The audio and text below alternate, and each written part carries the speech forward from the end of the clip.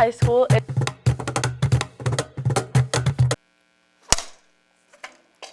Okay. Action. Good morning, Portage High School. It's November 10th. My name is Sana Conway, and welcome back to another episode of INN.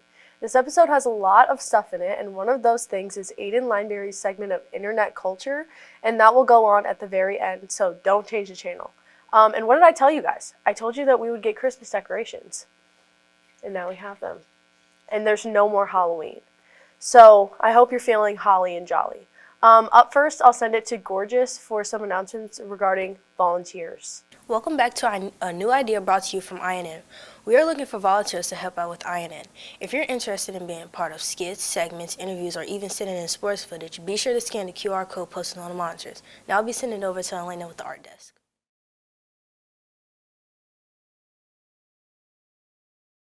Thanks, Gorgeous.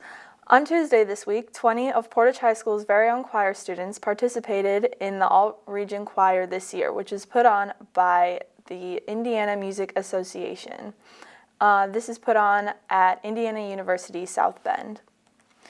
After a full day of rehearsals, they went on to perform a great set. Congratulations on a job well done for all of the talented singers who attended, and also congrats to Rowan Barnes, who was a featured soloist. Coming up soon, in 7 days, the PHS Thespians Drama Club will be putting on their fall play, The Witch's Princess. This is an adventure-style, D&D-inspired show about a tough princess who uses her wit and skill to put together a team of the most dangerous monsters in order to kill the Bog Witch, who has put a curse on her kingdom. Get your tickets now on portageperformingarts.ludus.com. As a reminder, opening night will be Friday, November 17th, and closing night will be the next day, Saturday, November 18th. Also, around the school, more and more art is being put up in the display cases. If you know any students who are taking art classes, ask them to show you their work. Because this is art made by your peers, please refrain from touching it so it doesn't get damaged. And now I'll send it over to sports.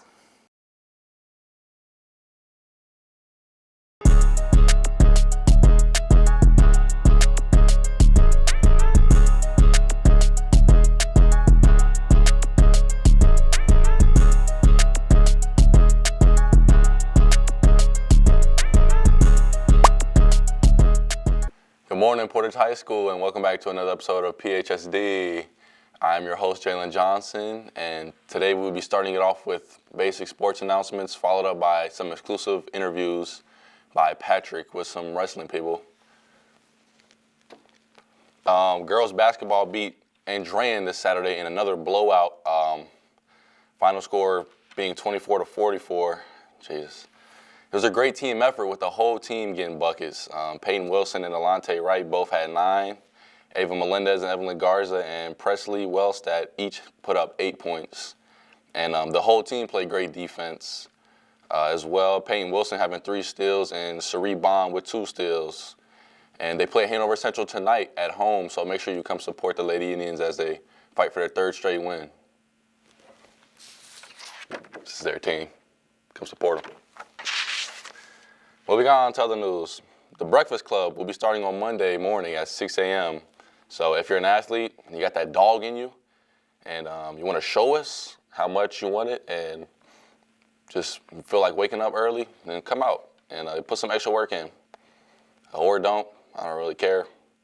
Oh, and also make sure you have your final forms and a physical on file to participate. Moving on again, boys baseball had a call-out meeting on Thursday this week. So if you're interested, make sure to get in contact with a baseball coach so you can hit some bombs this spring. Boys wrestling is still in the lab preparing for their first meet coming on November 18th. And boys basketball tryouts were earlier this week. So the season is finally upon us, thank God. And we have a scrimmage next Saturday against Andrean. And following that is our first official regular season game against Munster on the 25th, which is away. So make sure to mark your calendars, folks, because that'll be a tough one. And come cheer us home. That's all I have today. I'm going to be sending it over to Pat now for an exclusive boys wrestling interview. Hello and welcome to another episode of PHSD. I am here with an interview with Michael Ortega. So Ortega, what got you into wrestling? I was just a little kid and my dad threw me into the sport because he did it when he was in high school. And I've been doing it ever since. How was your dad in high school? He was pretty good. He was a sectional champion, semi-state qualifier. He was pretty solid. I'm better than him now. So from what I understand, you beat his records technically. Oh yeah, 100%. So you're a 2-time section champion, Yep. and you're a regional run-up. Yep. So, what was your toughest match with like your entire career, just going into the sport of wrestling? Like, what's one match where you're like, wow, like? Oh, I got you. It was my first ever high school varsity match, freshman. His name was Jesse Mendez, 4-time state champion, silver world gold medalist. First match. How did it go? Not good. Not good. Not good. Are you gonna throw me over your head? No, I'm gonna just hop over it like I was before. Go.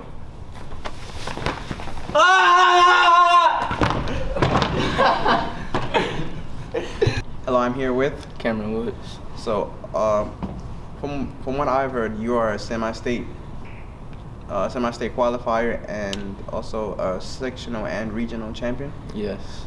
Was this your first year winning those 2 titles? Yes. My freshman year, I wrestled JV.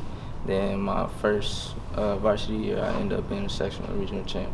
What was your favorite match? Like when you were hyped about, and like if you won. My first sectional champ. First section championship. Yeah. Okay, that's good, man. All right, thank you. Stand up. Back in your stance. I think I did it right. It was a great job. Hello, I'm here with. Tristan Machete. So Tristan, are you on the Indiana State team for high schoolers? Yep. So on this team, can you explain to me what that means when you make it to the Indiana State team? You got to go against some of the best guys in the state to make the team, just so you could go wrestle some of the best guys in the country. So, I mean, it's a really hard thing to do. So where did you go? We went to Fargo, North Dakota, and wrestled freestyle and Greco against 48 other states and Puerto Rico. How do you feel about going into the next season? What are some things that you want to improve on and just get better on? I feel good going into next season. I think the work's been done. I just got to go out and perform. That's what I didn't do last year, and I just got to do better at that. What are some things that you would tell incoming freshmen or anybody getting into the sport of wrestling that they can do better, or like something they can practice on? Just staying in the room, being consistent, not taking time off. That's how you really get better. What got you into the sport of wrestling? To be honest, when I was little, I thought it was like WWE, like throwing people through tables and chairs. And I came to realize that it was not like that at all. But I kind of fell in love with it. But who was your favorite WWE wrestler? Hulk Hogan, man.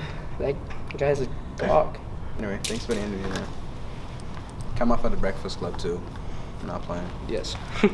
Thanks, Pat, for the astonishing boys wrestling interview. Now I'll be sending it back over to Sana. Thanks for watching PHSD. So before I send it over to Nathan's Anything Reviews, I have some announcements to announce. Teachers and staff, remember to order your coffee from the Applied Skills Cart for $1. Contact Ms. Mitchell via email to fill out the Google form. And then for all the rest of the announcements, I'm actually not going to say them because they're on our scroll. So you can read them yourself. And then now it's time for Nathan's Anything Reviews. Don't you hate it when you own a Nintendo Switch and realize, damn, I have no games on this thing? Well, now you no need to worry, because now we have Super Mario Bros. Wonder on the system. Wow, I've been wanting to play a Mario game on the Switch for the longest time now. Yeah, because there's totally no other Mario games on the Switch. Super Mario Bros. Wonder is the newest Mario game available on the Nintendo Switch. It's a fresh new look at the old 2D style Mario is most known for, when he's not in a car, throwing a party, or throwing hands with other Nintendo characters. It also throws some new power-ups into the mix, such as the Bubble Flower, the Drill Mushroom, and the Elephant Fruit. And new characters such as Prince Florian and the Poplins, who are variations of the Toads. And we got Daisy as a playable character in the mainline Mario game now for the first time ever, which is pretty neat, but I'm more of a pink fungi girl player. There are also badges that you can unlock to upgrade the way you play, such as the Parachute Cap, the Wall Jump badge, and the Fast Dash badge, and others. There are multiple difficulties, and the further you progress, the harder the levels get. And I like this level of progression. The soundtrack is pretty basic. It's basically what you'd expect from a 2D Mario game, upbeat and giddy and all.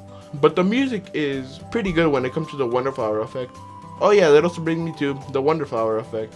The Wonder Flower effect is a nice, fun little twist on the original formula, and I thought Mario eating mushrooms was a solid example of him seeing stuff fall on mushrooms. Now this further solidifies my theory. The bosses are pretty boring, however. You fight the same boss like 4 times, 2 worlds don't even have a boss, and the final boss is just a rhythm game. There is a secret world that I haven't finished because I don't feel like losing my sanity, because there was this one level I played with my friends and they totally didn't carry me, by the way. I was able to beat a level that was actual hell and it made me want to snap my Switch in half. I'm looking at you, jump, jump, jump. So I didn't even bother trying to lose my sanity and beat that world, so yeah, it's just incomplete for now.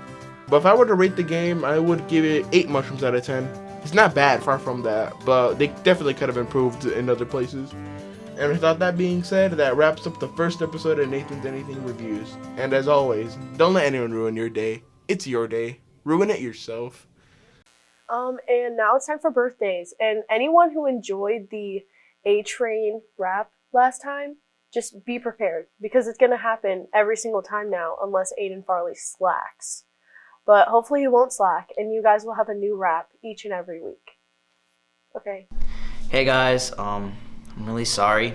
First of all, I'd like to apologize for seriously offending a lot of you with my birthday rap. I really apologize, and I sincerely want to say that this will never happen again. Sorry. Aiden, turn to the birthday song, come on. Okay, bet. Psych! It's that time again. Go, go, go, go, go. Yeah. Happy birthday from the boy, hope you have a good day. Spending love, getting presents, eating cake and getting paid. Happy birthday to all the people struggling, going through hard times, but people manage to make it out, we all fine. Birthdays are a day of happiness, celebrate it the right way, party and get lit. Happy birthday to my boy Scott, he just turned 17. Yay. It's your big day, brother, time to go and count that green. When you get that confidence, you can never fail. And people always gonna hate, cause they know you care. Happy birthday to the PHS kids from me. Live it up, have some fun with A. Farley.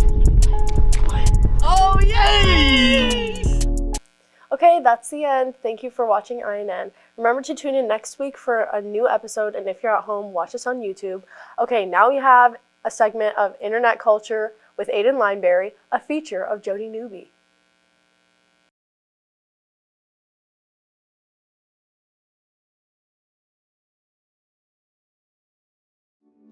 Once upon a time, in the bright and sunny kingdom of Artemisia, which cannot be found on any map, there lived a beautiful king and a powerful queen.